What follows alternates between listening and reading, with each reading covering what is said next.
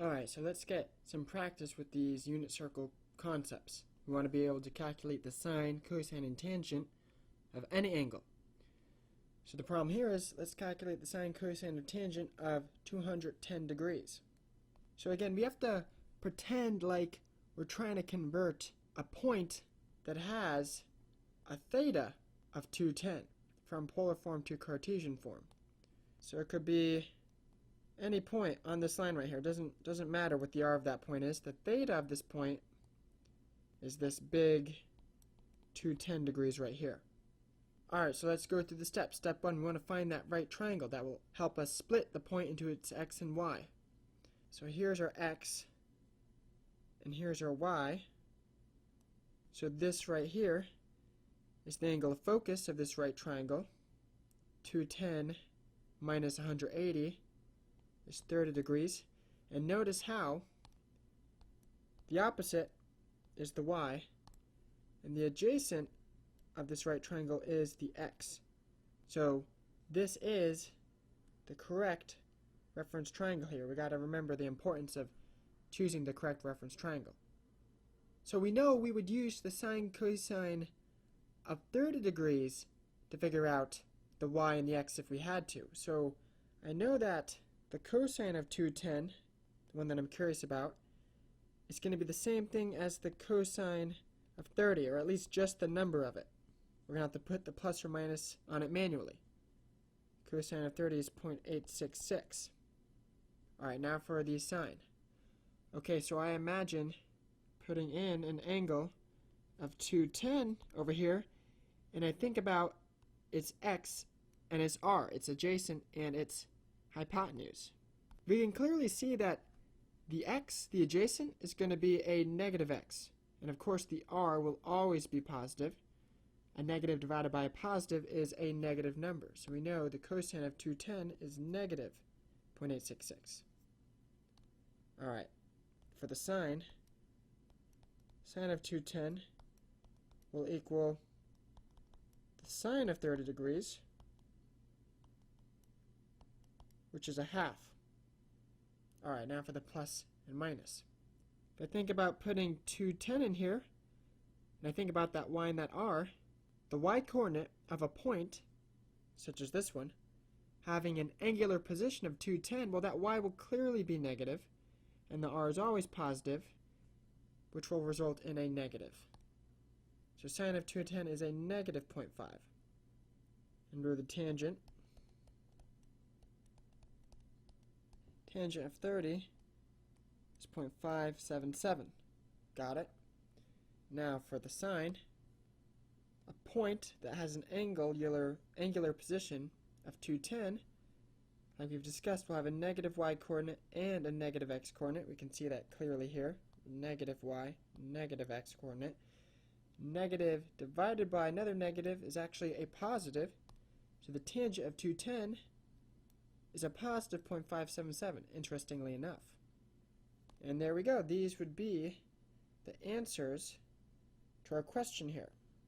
Sine, cosine, and tangent of 210, and you can verify the answers using your calculator, because your calculator, of course, has the sine, cosines, and tangents of any angle.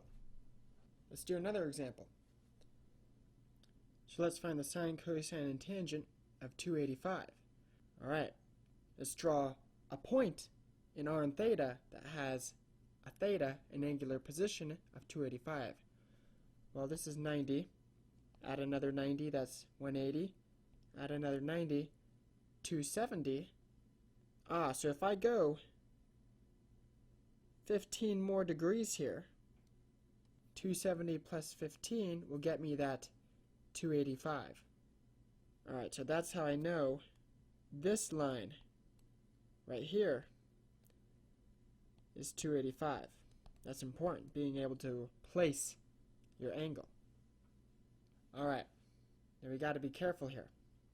Some people would be tempted to say, okay, here's my y, and here's my x. Great, I was just looking at that 15, so here's my reference triangle. Incorrect. Look at this right triangle right here. With 15 degrees as our angle of focus, our adjacent is this, which is the y. and the opposite is this, which is the x. Remember, our reference triangle, that helper triangle, the adjacent of it must be the x and the opposite must be the y. That's how we've been working with this. We want the cosine to get us the x and the sine to get us the y. So the x has to be the adjacent and the y has to be the opposite in order to use these equations. So here's our x coordinate, here's our y coordinate. So let's try out this right triangle here with this angle of focus.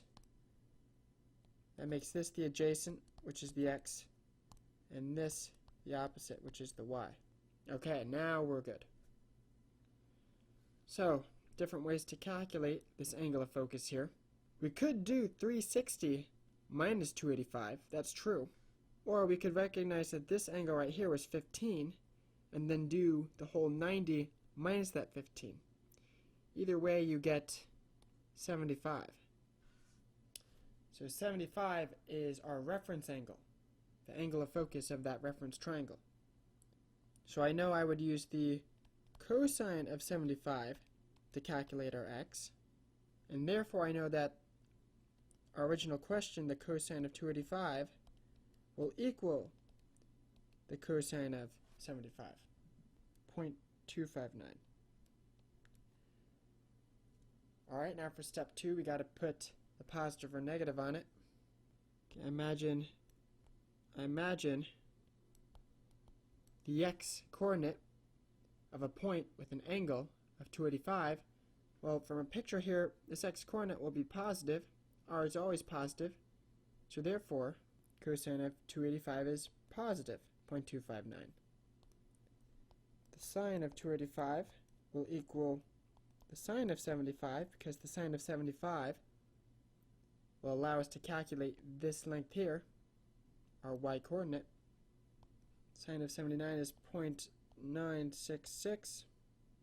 Now for the plus or minus, a 285 degree angle will produce a negative y. We can clearly see that here. And the r is always positive. Negative divided by a positive is a negative. So negative 0.966.